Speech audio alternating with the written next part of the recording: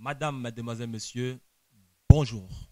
Bienvenue à l'émission dominicale de Aide Sport, où nous présenterons l'actualité des footballistiques et sportives du continent. Nous parlerons de l'évolution de nos joueurs subsahariens dans les différents continents, dans les différents championnats dans le monde. Nous parlerons également aujourd'hui de la Coupe d'Afrique des Nations, le tirage au sort qui a été effectué au Gabon.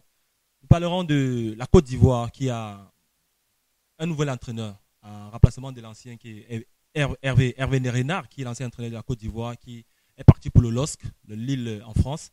Nous parlerons du championnat de la Côte d'Ivoire. Nous parlerons également du Mali, où le Djoliba, qui est le club le plus titré du championnat malien, a des difficultés. Nous parlerons de Ali Djibril Selassie, l'athlète le plus titré du continent, qui est le mythe vivant de l'athlétisme dans le monde. Nous parlerons également du trophée Marc-Vivien Fouet en France, qui récompense les meilleurs footballeurs. Mais tout déjà, permettez-moi de vous présenter notre invité de cet après-midi, euh, communément appelé Barthez. Bonsoir, monsieur Barthez. Oui, bonsoir. Est-ce que vous pouvez vous présenter pour les auditeurs de la radio eljumboa.com? Oui, comme vous venez de le souligner tout de suite, je suis communément appelé Barthès. Mon nom, c'est Soglien Weboyani Groder. Et je suis entraîneur adjoint au club sportif de FATS Beta, chargé des gardiens de but, qui est beaucoup plus proche de l'entraîneur principal qui est Sami White, avec qui on entretient déjà 3 ans d'expérience ensemble. Donc, pour la suite, cette année, on a eu la grande surprise pour nous de faire en sorte que l'équipe puisse se hisser au plus grand niveau de cette saison, à savoir premier du championnat amateur 2. Donc, la saison prochaine, nous allons évoluer plutôt en amateur 1 pour jouer la montée pour la deuxième division. Ok, merci chers auditeurs de la radio ndjuboa.com. Nous recevons aujourd'hui Barthez, communément appelé Barthez. Mais en réalité, son nom est Soklien Webo Yannick, qui entraîne une équipe ici dans le royaume du Maroc. Monsieur Barthez, comment est-ce que vous avez commencé en tant qu'entraîneur? Est-ce que vous avez débuté en tant que footballeur et après vous êtes orienté dans le métier d'entraîneur, d'encadreur des gardiens? Ouais, est-ce que vous pouvez nous donner votre parcours en tant que footballeur d'abord, avant de revenir sur l'encadrement sportif? Bien sûr, mon parcours de footballeur est bien sûr est comme celui de tout jeune Africain. Et j'ai commencé si jeune, dans les années 2000, si je ne me trompe pas, à l'école de football des Brasseries du Cameroun, où j'ai intégré le centre de suivi de Douala. Par la suite, j'ai eu la chance, bien sûr, d'intégrer aussi l'école de football des Brasseries proprement dit du Cameroun, puisque c'est un long processus à suivre pour arriver au niveau. Et surtout avec un âge vraiment réduit, puisque si je me souviens bien, j'avais aux alentours de 15-16 ans. Et après 2 ans de suite, j'ai été prêté par l'Étoile Rouge de football de Brasserie du Cameroun, qui était une filiale du centre de formation en deuxième division du Cameroun, et où j'ai été prêté au Stade de Football Club de Banjul pour une saison. Et par la suite, je suis revenu à Douala, où j'ai intégré le Maritime Football Club de Douala, et une équipe de deuxième division, toujours sous forme de prêt. Et j'ai tenté une aventure comme tout jeune footballeur qui rêve d'une carrière professionnelle vraiment, vraiment garnie. C'est comme ça que je me retrouve au Maroc, dans des conditions vraiment très mauvaises. Je garde des mauvais souvenirs, mais des mauvais souvenirs qui m'ont plutôt donné la force de pouvoir atteindre ces niveaux que j'ai pu atteindre aujourd'hui et que je compte toujours m'améliorer pour arriver vraiment au sommet. Donc, et arriver au sommet pour moi, c'est de pouvoir aider ceux qui en auront besoin tant qu'il le faudra. Chers auditeurs de la radio eddubois.com, nous recevons aujourd'hui M. Sogdiane Webo Yannick, plus connu sous le nom de le sobriquet de Barthez, ici au Maroc, principalement à Casablanca. Comme vous l'avez compris, M. Sogdiane est de nationalité camerounaise. Et à propos du Cameroun, nous apprenons que la Fédération camerounaise de football a dévoilé une liste de 27 joueurs convoqués par le sélectionneur Volker Finke. Les 27 Camerounais sont gardien de but, nous avons Guy Roland Di Assambé, qui joue en Nancy en France. Nous avons Fabrice Ondoa du FC Barcelone en Espagne et Pierre Abogo du Canon de Yaoundé. Parmi ces gardiens, M. Barthez, vous qui êtes gardien de but, là, la liste vous paraît bien faite? Selon moi, la liste me paraît aussi logique dans le sens où ces trois gardiens qui ont été convoqués ont été ceux qui ont mené notre équipe nationale à la Coupe d'Afrique, à la dernière Coupe d'Afrique des Nations. Donc la logique veut que le sélectionneur se penche sur le groupe avec lequel il a pu atteindre ces niveaux. Et bien sûr, en attendant effectuer des changements. Bien sûr, sans oublier notre cher Idriss Carlos Kameni, qui reste quand même une valeur sûre. Donc, mais je respecte la décision de notre sélectionneur Volker Finke. Donc, disons, je vais dans le même sens que lui et je souhaite juste une bonne chance pour la suite des événements. Ok. Les 27 joueurs camerounais convoqués par le sélectionneur Volker Finke, nous avons parlé des gardiens de but qui sont Guy Roland Di Assambé de Nancy en France, Fabrice Ondoa du FC Barcelone en Espagne, de Pierre Abogo du Canon de Yaoundé. Et comme défenseur, nous aurons Aurélien Chedjou de Galatasaray en Turquie, Jérôme Guyoata de Valenciennes en France, Ambroise Oyongo Bitolo de Impact de Montréal au Canada, Yaya Banana de Platanias en Grèce, Nicolas Koulou de l'Olympique de Marseille en France, Henri Bedjimo de l'Olympique Lyonnais en France, Dassi Gwene de l'Olympique Unisport du Honkam au Cameroun, Kombi Mandjan de l'Union de Douala au Cameroun. Et en milieu de terrain, nous avons Eno Eyong du Standard de Liège en Belgique. Nous avons Stéphane Bia du FC Séville, ça c'est en Espagne. Raoul Léo Osasuna en Espagne. Franck Com Sahel de Tunisie. Nous avons Dani G du Sponti Dijon en Espagne. Nous avons Félix Eboa du Paris Saint-Germain en France. Nous avons Christian Zorc du Cosmo de Bafia au Cameroun. Et à l'attaque, vous savez, comme on dit tout communément, l'attaque, c'est ça qui fait la particularité du football aujourd'hui, parce qu'il faut marquer des buts. C'est vrai, il ne faut pas encaisser, mais la particularité, c'est de marquer des buts. Donc, comme attaquant, le sélectionneur Volker Finke a appelé Benjamin Mukanjo du stade de Reims en France, Vincent Boubacar du FC Porto au Portugal. Nous avons Leonard Kwek du Kaikou Rizespor en Turquie. Nous avons Clinton Dier de l'Olympique Lyonnais, ça c'est en France. Nous avons Franck Kitondi du FC Zurich en Suisse. Nous avons Eric Maxime Choupo-Moting, ça c'est à Schalke 04 en Allemagne.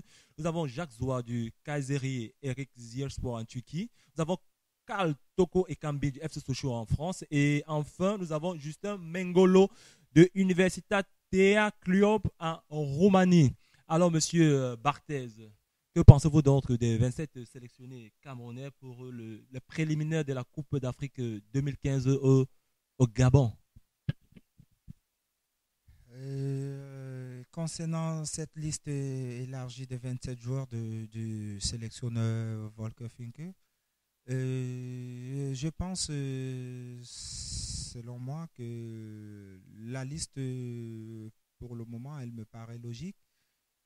Parce que l'entraîneur ne pourra que s'appuyer sur les anciens éléments avec lesquels il a pu faire aux éliminatoires. Et changer aussi l'ossature de l'équipe, ce serait mettre toute une nation en danger. Même si vraiment on parle de changement, c'est d'une manière vraiment progressif. Donc, je pense que la liste des 27 joueurs, pour moi, et elle me paraît logique et je souhaite uniquement une très bonne chance à nos Lions indomptables et que les années à venir, nous pourrons nous réussir au plus haut niveau du football africain et voire au niveau du football mondial. Euh, Tout à fait, Monsieur Barthez. Nous souhaitons bonne chance aux Lions indomptables du Cameroun pour la prochaine Coupe d'Afrique des Nations. À propos de la Coupe d'Afrique des Nations, Maroc, déjà vous savez la problématique, la polémique avec la Fédération royale marocaine de football concernant l'organisation de la toute dernière Coupe d'Afrique des Nations qui a dû être jouée, qui a obligé la CAF à organiser à choisir plutôt pour la Guinée équatoriale au détriment du Maroc pour cause de maladies. Est-ce que vous avez un mot à dire par rapport à ça, Monsieur Barthez? De ce côté, je pense que nous ne pourrons. La décision qui a été prise de réintroduire le Maroc à la CAN, pour moi, c'est une décision sage, dans le sens où le Maroc ne voulait que protéger ses ressortissants, y compris nous-mêmes qui sommes sur le territoire marocain. Donc, vraiment, malgré toutes les inconvénients que la CAF a subis, et ça a été sage de pouvoir réintégrer le Maroc parce que n'oublions pas que le Maroc, c'est un pays de football, c'est un pays où le football est comme une religion. Donc, vraiment, et cela, c'est aussi pour le bonheur du football en général en Afrique. Donc, vraiment, de ma part, je suis vraiment ravi que le Maroc puisse réintégrer toutes les autres sélections qui participeront, et bien sûr, aux éliminatoires de la prochaine CAN. Exactement. Donc, par rapport à la Coupe d'Afrique des Nations et concernant le problème du Maroc, les groupes de qualification tirés au sort à la suite de l'annonce du pays hôte inclut le Maroc, ce qui est à féliciter d'ailleurs, comme nous l'a expliqué notre invité, M. Barthez. Le Maroc qui s'était désisté en novembre de l'organisation de la Coupe d'Afrique des Nations 2015, officiellement pour cause d'Ebola. D'abord suspendu par la CAF, il a été réintégré aux qualifications après avoir obtenu gain et cause la semaine dernière auprès du tribunal arbitral du sport, le TAS. Maintenant, à propos du Maroc, justement, le Botola Pro 2014, vous savez qui est le vainqueur du tout dernier Botola Pro 2014-2015, M. Sorgliem Yannick, dit Barthez. Oui, bien sûr, parce que je suis un fervent supporter du football en général. Et j'ai des occasions d'y participer au match de championnat, bien sûr, marocain de première division. Donc, pour cette saison 2014-2015, c'est le Wydad Athletic de Casablanca qui a été sacré champion, si je ne me trompe pas, avant même la dernière journée de championnat. Donc, voilà. Le classement du Botola Pro 2014-2015, comme nous l'a dit Barthez, le champion c'est le Wydad Athletic Club de Casablanca. Nous disons d'ailleurs un grand bravo, un coucou à notre compatriote subsahélien Ovuna, qui est sorti meilleur buteur du championnat cette année, saison 2014-2015. Nous disons donc que le premier c'est le Wydad Athletic Club avec 59 points. Le deuxième c'est le Korigba avec 56 points. Le troisième c'est Marrakech avec 47 points. Et les deux dans l'antenne rouge qui descendent automatiquement en division inférieure, c'est Oseima avec 32 points et le IZSK de Kemiset avec 27 points. Et Monsieur Sorglien, est-ce que vous pouvez donner la position du Raja, le mythique club Raja de Casablanca lors du Botola 2014-2015? Sans vous tromper, je ne saurais vous donner exactement la ligne dans laquelle se trouve le Raja.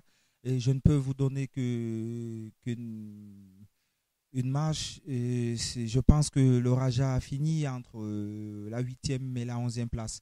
Et cette saison a été vraiment médiocre pour le Raja, vu beaucoup de difficultés que l'équipe a rencontrées. Mais j'espère que la saison prochaine sera encore meilleure pour le Raja Football Club. Exactement, le Raja, comme l'a dit notre compatriote Sorglien Yannick Webo, dit Barthez, le Raja a fini à 7e place du Botola Pro 2014-2015. Et pour finir sur la prochaine Coupe d'Afrique des Nations en 2015, 2016, 2017 au Gabon. Les éliminatoires seront disputés à la mi-juin 2015 à début septembre 2016 par 16 clubs repartis en 4 équipes. 16 groupes de 4 équipes. Les vainqueurs de groupe et les 2 meilleurs deuxièmes iront en phase finale. Avec le Gabon de Pierre-Emerick Aubameyang qualifié d'office en tant que pays hôte. Déjà, la problématique vient du fait que, en principe, c'est l'Algérie qui devait organiser la prochaine Coupe d'Afrique des Nations en 2017. Mais avec les problèmes d'insécurité, avec les problèmes de terrorisme, avec les problèmes de racisme qu'on rencontre un peu partout dans le Maghreb, la haute instance du football africain, la Confédération africaine de football, la CAF, a privilégié le Gabon. Donc, parmi ces poules sans détache 2 qui sont très réputées, très relevées, nous avons le groupe G avec le Nigeria et l'Égypte qui compte également la Tanzanie et le Tchad. Et nous avons le groupe M avec le Cameroun, l'Afrique du Sud, la Gambie et l'île Maurice. La Côte d'Ivoire, quant à elle, est versée dans le groupe I avec le Soudan, la Sierra Leone et le Gabon. Les matchs contre ces derniers ne seront pas comptabilisés. Pensez-vous que c'est la Côte d'Ivoire en tant que tenant du titre, le Cameroun et l'Afrique du Sud? Pour vous, quel est le favori pour cette prochaine Coupe d'Afrique des Nations en 2017, M. Sogliem Iwebo Yannick? Parlant de favoris pour la prochaine CAN, je ne saurais vraiment vous donner une exactitude selon moi parce que en Afrique, nous regorgeons de très très grands pays de football, de très très grandes nations, à savoir la Côte d'Ivoire, le Nigeria, même comme elle n'a pas été qualifiée pour la dernière CAN, c'est une équipe à craindre avec de nombreux stars qui évoluent dans de grands championnats relevés. Bien sûr, nous avons aussi l'Afrique du Sud qui fera aussi partie des outsiders. Vu leur niveau de championnat aussi relevé, le Cameroun bien sûr, même si ces dernières années n'ont pas été fructueuses pour notre équipe nationale, j'ai la ferme conviction qu'avec le temps, la solution pourra être trouvée afin que notre équipe nationale puisse retrouver ses anciennes valeurs, qui était cette gagne qui a fait du Cameroun une des nations les plus réputées en Afrique. Donc voilà, parlant d'équipes vraiment favorites pour la prochaine CAN, je pense que elles sont nombreuses et n'oublions pas aussi des équipes qui sortiront du rien parce que le football aujourd'hui a tellement évolué.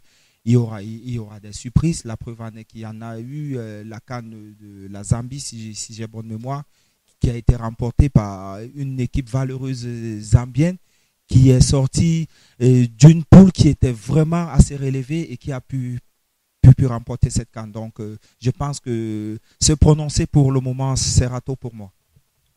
En parlant de la Zambie, justement, l'un des anciens entraîneurs de la Zambie, Hervé Renard, ancien sélectionneur de la Côte d'Ivoire, qui est d'ailleurs le tenant en titre de la Coupe d'Afrique 2015 en Guinée équatoriale. Donc, Hervé Renard est le nouvel entraîneur du LOSC Lille en France. Hervé Renard a gagné 2 Coupes d'Afrique des Nations, comme je le disais tantôt, avec la Zambie et la Côte d'Ivoire. La Zambie en 2012 et la Côte d'Ivoire en 2015. Et parmi les postulants, on annonce Frédéric Antonetti, qui est âgé de 53 ans, qui est l'ancien entraîneur de Bastia, de l'AS Saint-Etienne et de Rennes. Et à propos du championnat justement de la Côte d'Ivoire, nous apprenons que l'Africa Sport reçoit l'ASEC Mimosa dans le cadre de la 20e journée du championnat national de Ligue 1 de Côte d'Ivoire, ce dimanche 31 mai à 16h au stade Robert Champrou. Une rencontre sous fond de revanche pour le club vert-rouge battu à l'aller par les Mimosa par le score de 2-1. Donc la Côte d'Ivoire pour vous, ça continue, ça demeure pour vous le favori. Est-ce que vous pensez que la Côte d'Ivoire avec le changement d'entraîneur pourra une fois de plus émerveiller le monde entier de par la qualité de ses joueurs et par le produit de son excellent vivier? La Côte d'Ivoire reste une des valeurs sûres du football africain.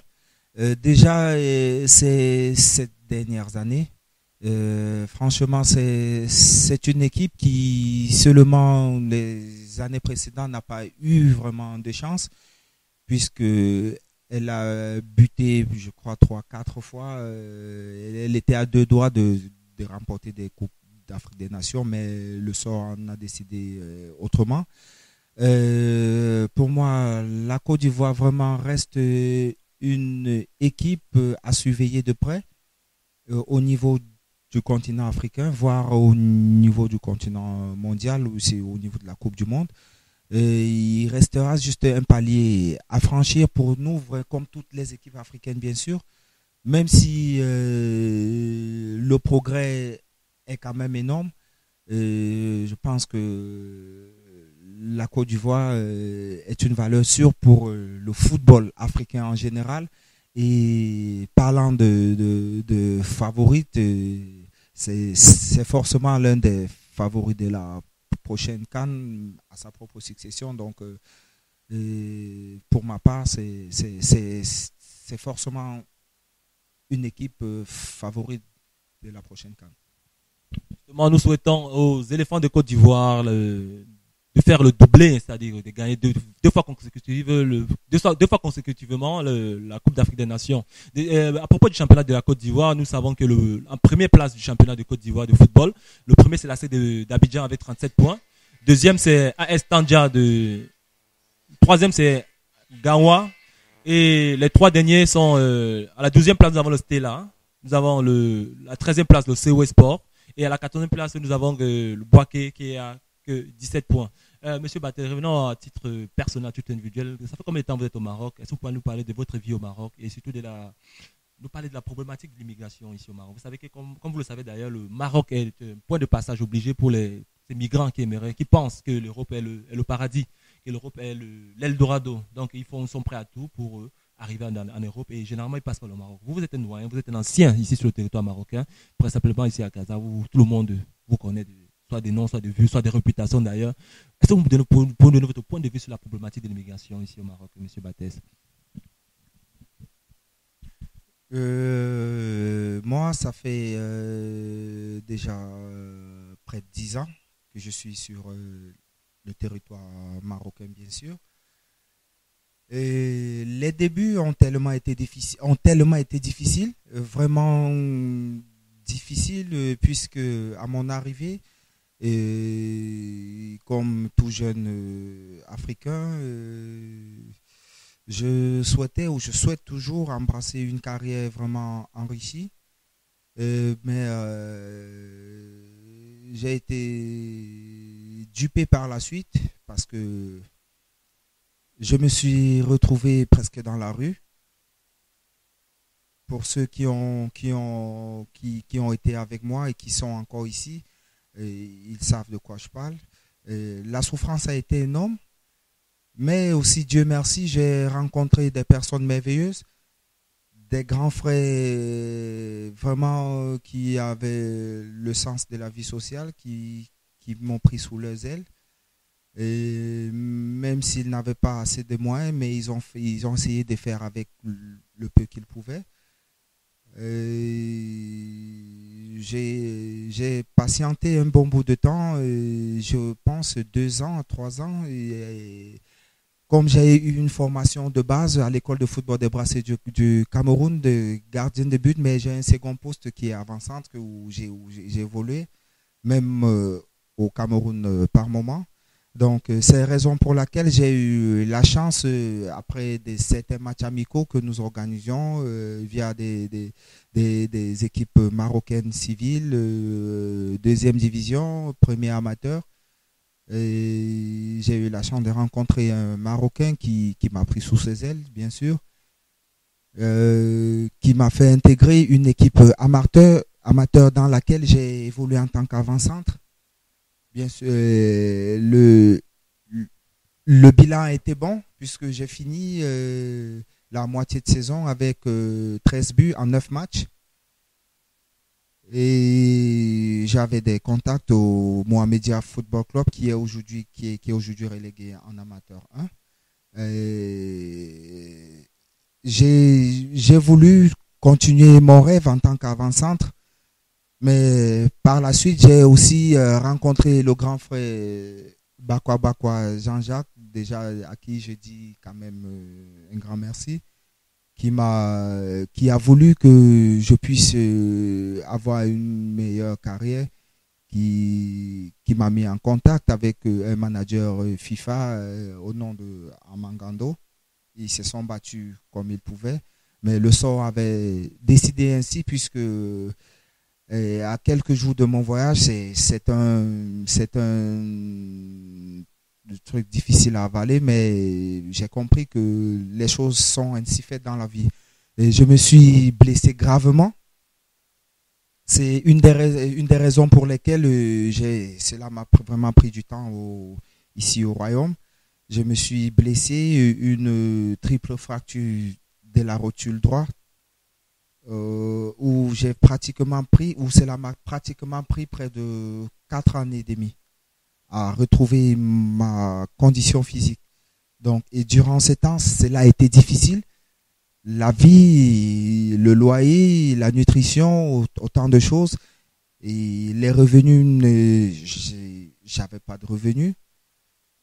Et vraiment, je pense que Dieu, comme nous le prions vraiment tous, Dieu m'a aidé vraiment comme il pouvait. J'ai pu m'en sortir à un niveau parce que malgré toutes ces difficultés énormes, parce qu'il a fallu vraiment des dépenses colossales pour que je retrouve la santé, que j'ai vraiment pu la retrouver. Et d'ailleurs, j'ai rends grâce à Dieu. Et c'est raison pour laquelle ces années de vie que j'ai eues au Maroc, j'ai eu toutes ces années, j'ai pris du temps pour me faire soigner. Et suite, après cette blessure où j'ai pu retrouver la santé, et je ne me suis non plus vraiment engagé dans le coaching. C'est par amour aussi, comme ça, vu mon jeune âge, parce que j'aurai 28 ans le 7 juin 2015. Donc, vous pouvez imaginer un peu à quel moment, si je vous faisais parler des près de 4 ans et demi, 5 ans que j'ai pris pour me faire soigner. Donc, cela peut vous dire un peu que vous comprenez que j'étais si jeune. Et j'espère encore, je prie Dieu pour moi et aussi pour tous ceux qui sont dans les mêmes situations, de pouvoir s'en sortir et avoir un avenir meilleur. Donc, mais là, quand même, j'ai eu la chance aussi, entre-temps, de pouvoir intégrer la communauté camerounaise des années depuis longtemps, à qui cette communauté m'a donné la chance de pouvoir encadrer mes jeunes frères. Et ces jeunes frères, parce que ils m'ont trouvé sur le territoire, pas parce qu'ils sont plus petits que moi, ou bien uniquement qu'ils sont venus me trouver. Et ils ont accepté que je puisse les encadrer par rapport à mon expérience vécue dans le football. Et les choses vont bien, donc d'où j'ai pu commencer ce métier d'entraîneur avec Alain, le coach Alain Siaké, avec qui on a partagé ces 2 années à la tête de la communauté camerounaise en tant qu'entraîneur. Donc, je pense que c'est par la suite que j'ai eu des contacts qui m'ont amené dans ma première équipe, qui était l'Union Mère-Sultan Sportif de la saison 2013-2014. Donc, et la saison s'est soldée par une place de 4e. Donc, le bilan il n'a pas été vraiment mauvais. Donc, là, cette année, j'ai aussi eu la chance, toujours par la suite, de travailler avec le même principal avec qui j'étais à Union Mère-Sultan, qui m'a pris sous ses ailes, qui continue à me prendre sous ses ailes, parce que bien étant que je suis son entraîneur adjoint, plus chargé des gardiens de but, je suis aussi beaucoup plus auprès de lui au niveau de contact des joueurs de champ, de préparer des exercices d'entraînement, de savoir comment galvaniser son groupe.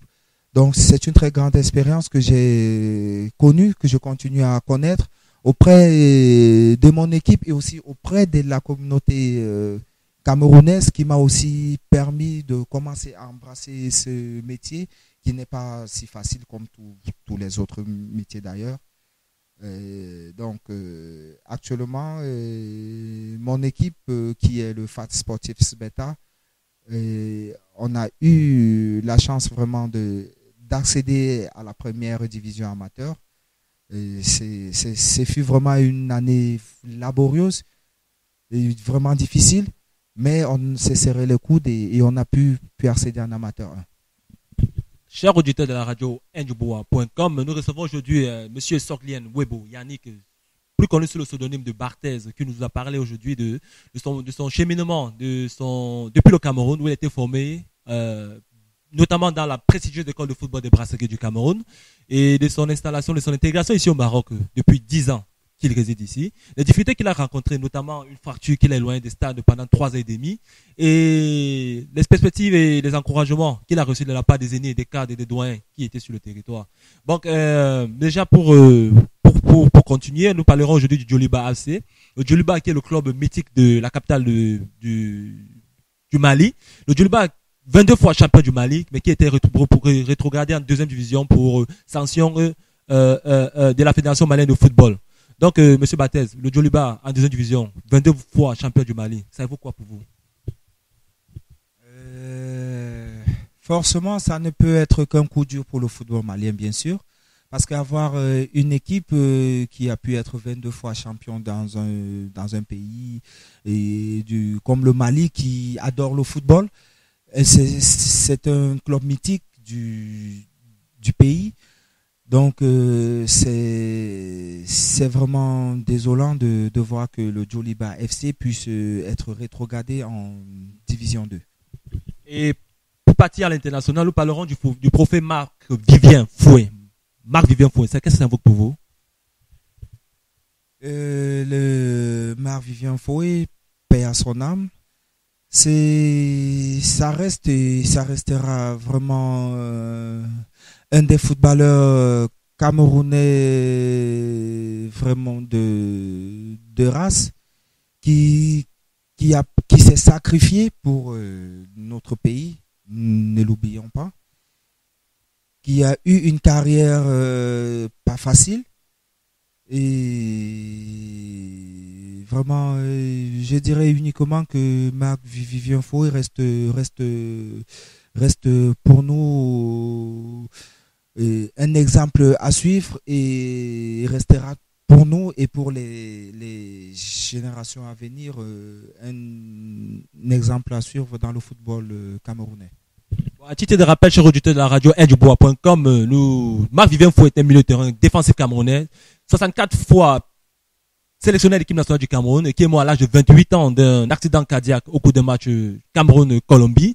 Et les dirigeants de la Fédération française de football, en hommage à notre compatriote décédé sur le terrain à Gerland, ont décidé de nommer tout footballeur africain, lui remettre le trophée Marc-Vivien Fouet à tout footballeur africain pour le championnat. Donc cette année, le fils du célèbre Abedi Pelé, Adrien Ayou Pelé, a été élu lundi 18 mai meilleur joueur africain du championnat de France et en conséquence il reçoit le trophée Marc-Vivien Fouet et il succède à Vincent Enyama du Nigeria et il a dévancé l'Ivoirien Marc-Alain Grandel. Et pour finir à l'international, nous parlerons du mythe vivant de l'athlétisme qui range ses crampons, Haile Gebre Selassie. Ça évoque quoi pour vous, Monsieur Barthez?